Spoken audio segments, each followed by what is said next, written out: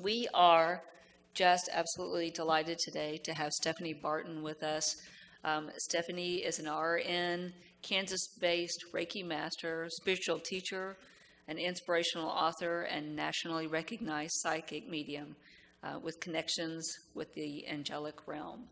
She is going to be here with us today and give the talk this morning, and just I don't even know what to say. Like I said, I got to hear it the first service. She's also going to be here at 1 o'clock from 1 to 3. And this is going to be a spirit-driven, love-infused, heart-centered expression of mediumship. For all of you who gather, I will open myself to those who have moved beyond the physical and speak from heaven. This is a perfect opportunity for those who are skeptical, curious, nervous, or reserved to come and experience the work of a medium. And she works with integrity, truth, and most importantly, love. And that obviously will show this morning when she does her talk. You know, our own Sue Baggett-Spears has been with Steffany, and just to hear her speak of what that experience was is just phenomenal. So we are really grateful that you are here with us, Steffany.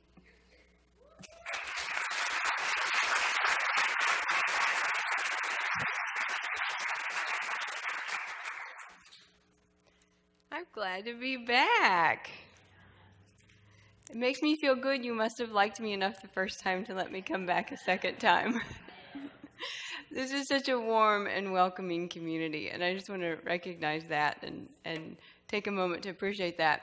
I was raised in a fire and brimstone fundamental church, so warm community had a different context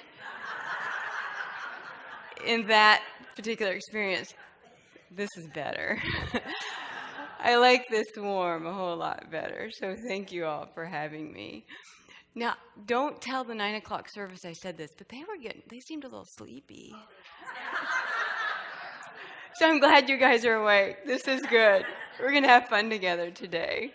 So I appreciate you all being here. Several years ago, I was with my family, and we were gathered in a waiting room. We were gathered in a waiting room at the hospital. We were being faced with a very difficult decision. You see, in the intensive care unit close to the waiting room, my mom was being maintained by life support. And the doctors had come in and had a conversation with us and had shared with us that there was no hope, that it was time to let go, and asked if we would grant permission for life support to be withdrawn. And it was a moment when we cried, and we were silent, and we prayed, and then gave permission to remove all support. So the doctors did what they needed to do, and the nurses as well, and then we were allowed to go back into the ICU, into the suite, so that we could say whatever we needed to say. And there was a curtain drawn, so as I walked into the intensive care unit, I couldn't see my mom. And standing next to me was one of the friends of our family.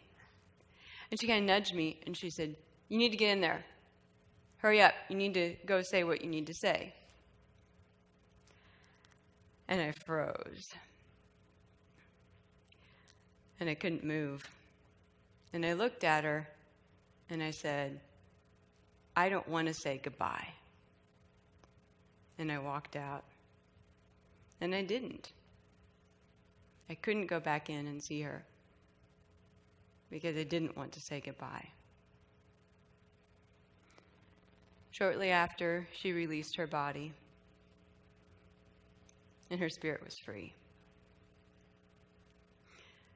And though I was happy for her, I was sad because, again, I didn't want to say goodbye. So I was immersed in this experience of grief, and I felt so separate, and I felt so alone. This is someone I loved very dearly, I was connected to, Didn't want to lose that. Didn't want to say goodbye. So after many years, many difficult years, one day, it was in the fall, it was a beautiful and glorious Midwestern autumn day. Not like today in some ways, except that it was brighter, and the leaves had already turned fiery red and the beautiful gold and the brilliant orange. And I was leaning up against a tree so I could see patches of sun shining through the leaves. I could smell autumn in the air. There was a nice breeze, and I just sat with my back against a tree. I leaned my head back and I closed my eyes and just took it all in. And I don't know what happened. I think it was spirit. But in that moment, everything blended together. And I couldn't tell the difference between me and the tree or the leaves or the sun. It was just all one. It was incredible. And it was in that moment I heard something. I heard my mom. And she said, "You don't have to say goodbye." And I realized as I heard that, she was not apart from me, and I was not apart from her. She was a part of me, and I was a part of her, and I was a part of the light, and I was a part of the tree and the leaves and the ground. I was a part of everything, and everything was a part of me. And so I stopped and I thought, what happened? What came together to allow me to have this experience that truly changed me? And so I got to thinking and reflecting and reading and studying, and I realized it was just 4 simple things that allowed for that to happen, 4 practical things. And I want to share those things with you today so that you can have those experiences too. So the first tool that helps us in connecting with the other side and in having that contact with our loved ones who've moved forward is very simple. It's connecting with the earth. Connecting with the earth. So the experience of death and losing a loved one deprives us of that physical body. When our loved ones pass away, we don't have that to hug. We don't have the hands to hold. We don't have the cheeks to squeeze. We don't have that physical connection. So when we connect with the earth, it gives us something to hold on to, something to feel to bridge that gap between here and spirit. We can hold on. Now, connecting with the earth means getting your hands in the dirt. It means planting flowers. It means taking a walk, hugging a tree, making a wreath for fall. Anything that connects us to this ground that we walk on, to this beautiful earth that God has created, gives us something to hold on to so we can connect with the other side. It can be stones, blankets, jackets, physical treasures, anything that helps us hold on. Several years ago, I worked with a young lady whose grandmother had made her transition. And her grandmother was unconditional love to this lady, to this young woman. She'd leaned on her grandma as a safe haven, as a harbor in the storms. And so without her grandmother, she felt cold and lost and alone. But she realized that her grandmother, for relaxation and meditation, would quilt. And so she decided, because she had some of the quilts her grandmother had started, and some scraps that her grandmother had left too. So she made the decision that every time she missed her grandma, she would work a little bit on the quilt. Give her something to hold on to. And so in time, these feelings, this desire to connect with her grandmother, moved and inspired her to make this beautiful quilt, a memory quilt that she could wrap around herself to feel that connection with her beloved grandma. That's the earth. And that's the first connection that we need to hold on to so that we can connect with the other side. So we've got the earth, but there's more. So the second tool that we can utilize, that we can align with to help us connect to the other side, is the element water. Water is our emotions, it's our intuition, it's that deep feeling part of who we are. So when we connect with the water, it allows these feelings of grief to start to move and to flow. Because so often when we're in that place of separation, we feel nothing. We feel numb. And so when we access water, when we connect with that water element, our feelings can flow. We can start to feel alive. And yes, sometimes you may connect with the water and feel sad, but you can cry. Sometimes you may feel a sense of loss, but you can grieve. The water can replenish. The water cleanses and renews. So from babbling brooks to coursing creeks to holding seashells, the water lets us go into that emotional feeling place so that we can reconnect with the love and the joy that is always our truth. Always our truth. So I worked with a lady who had lost her daughter in a very tragic accident. And she, like so many, felt shut down. She felt sad. But mostly she felt numb. And so she decided that something she could do would be to fill a bird bath in the backyard. It's a simple bird bath. But what she discovered is that each day as she filled the bird bath, the water kind of relaxed her. She felt a connection there. And then it was nice because the bath would be filled and then birds would come. And she liked seeing the birds. They would sing to her and it just felt good. So she liked the bird bath so well, she decided that she would make a water fountain, or put in a water fountain. So after she would fill the bird bath, she could go sit next to the fountain, and just close her eyes and listen to the water. And it would help her feel relaxed, feel good. She started to cry sometimes, but her emotions started to move. Well, she liked the bird bath so well, and she liked the fountain so well, she decided to put in a garden pond.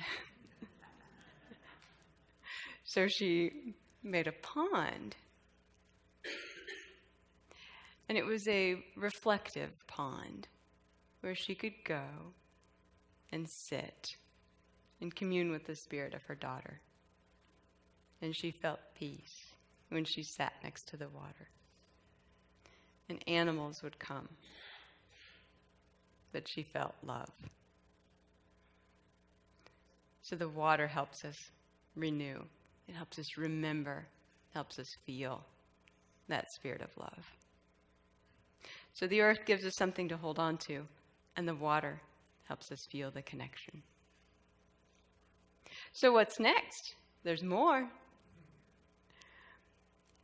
The next element, the next tool that we can utilize to help us connect with the other side is the element of air.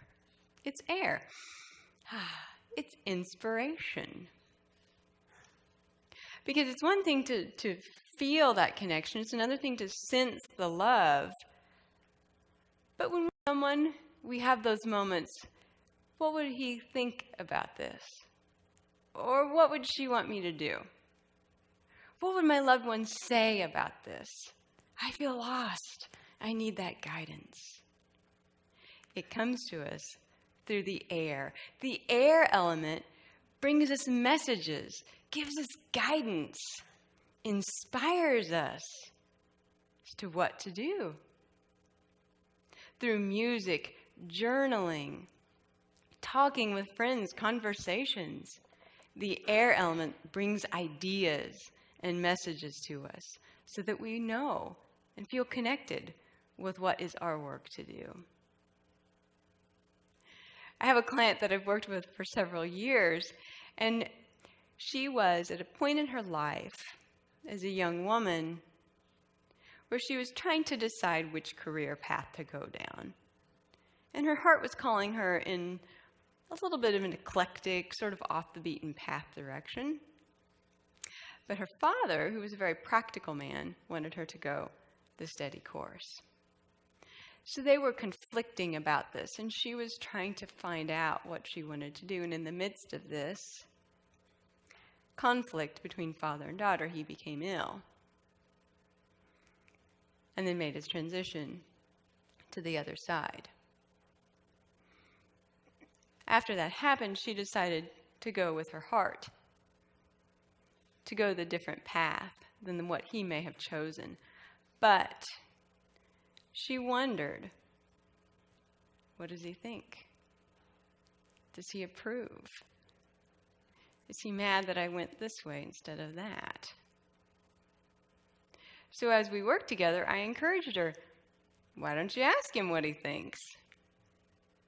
Doesn't hurt. Why don't you ask? She didn't know how, and I suggested, well, maybe music. Maybe he could communicate to you through music. So she decided that would be their means of communication. She would ask a question, wait a little bit of time, and then turn on the radio. It was amazing because every song had the perfect lyrics at the perfect moment in just the right time, spoken to her from her father's spirit through a radio each and every time. That's air.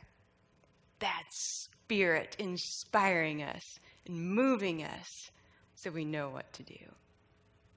That's the air. Now, air can be a feather that represents the birds and taking flight. It can be wind chimes, music, but air inspires us. So we connect with the earth. We hold on with the earth. Then we cleanse and replenish with the water. Then we get inspired with the air. And that's nice, but we need one more tool, one more key piece to make this complete. So the last tool in connecting with the other side is to connect with the spirit of fire. Fire ignites. It activates us. It gives us the confidence that we need and the trust that the messages we receive are from Spirit and give us our work to do. So fire allows us to make deliberate choices, to take inspired action, to act as our own advocates for our own greatest good. It gives us that strength and confidence we need to feel protected and connected in this world.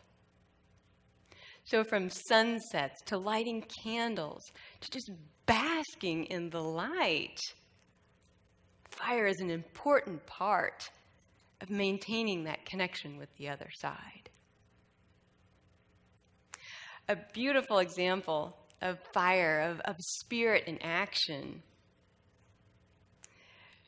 I'd like to explain that to you with an example of a lady that I worked with who'd lost her daughter to a very debilitating illness when her daughter was quite young. And her daughter made her transition right around Christmas time. Christmas is supposed to be a time of joy, but with this, started to dredge up feelings of sadness and loss. And so she decided to do something about it. to act with fire. And what she decided to do was to make a Christmas tree at her daughter's graveside. And then she decided to make it a tradition that each Christmas she would go hang an ornament on the tree. And so the first year she did that. Very simple, very sweet, but it was a connection, and she hung an ornament on the tree. After she did that, she told a few friends, shared with a few of her family members what she'd done, and they thought it was a really good idea. Inspired action at its finest. And so the next year she went to hang her ornament, and there were a few other people there with a few ornaments of their own. And so this simple tree started to become a little more ornate, decked a little more richly. So then Christmas came and went, and the next year, as had now become her tradition, she went to the tree. She was there, the friends were there, and some of their friends were there. And within a few years, it became a community event where everyone placed an ornament on the angel tree as an act of connection, an act of honor. Spirit in motion. That's the fire. So the fire helps us act. It illuminates us so that we feel confident in the messages we receive and to do the work that we're here to do. So we've got the earth to hold on to, the water to cleanse and renew, the air to inspire us, and the fire to give us that courage and that strength to act. This is what we're here to do. Now, sometimes connecting with these elements is just as simple as getting outside and taking a walk.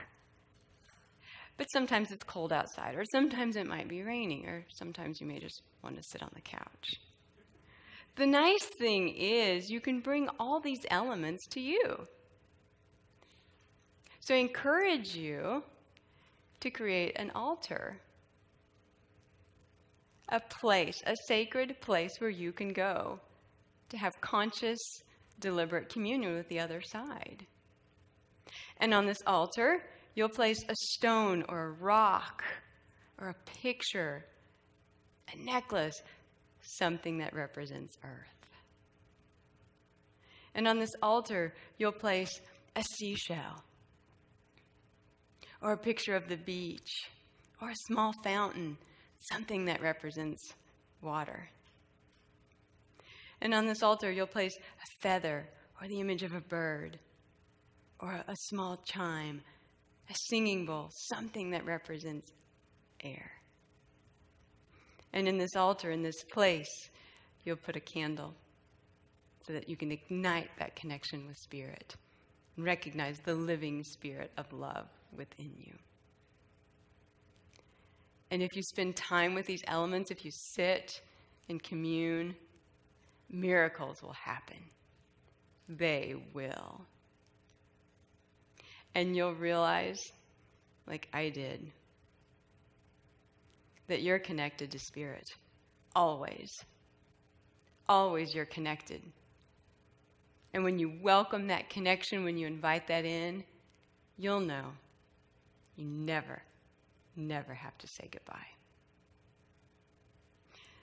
I thank you all. I hope you will join me this afternoon. I'll be relaying messages from the other side because I know that we're here to say hello to Spirit. In love, there's no goodbye. Thank you.